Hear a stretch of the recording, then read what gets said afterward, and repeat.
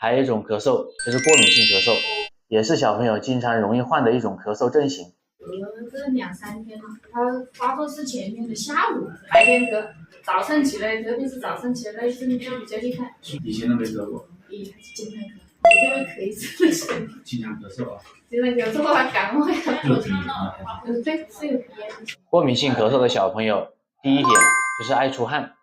第二点就是经常流鼻涕、鼻塞、揉眼睛、揉鼻子，第三点就是一遇到过敏源就会咳嗽，晚上咳嗽，白天也会咳嗽，见风咳。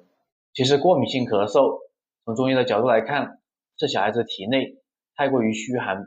脾胃虚弱，导致寒湿内沉，所以对外界阴寒的东西会过敏，比如说牛奶、花粉、鸡蛋等寒凉性质阴寒的就会过敏。所以家长查了过敏源，避开过敏源的话，只是治标不治本，根本原因还是把体内的阳气给恢复过来，改变自己的体质，把淤堵跟寒邪排出来之后，孩子咳嗽才能好，小孩才能健康的成长。家长一定要及时调理，把阳气恢复过来，这样子可以增加小孩子的抵抗力，就不会容易过敏，不会容易发生过敏性咳嗽。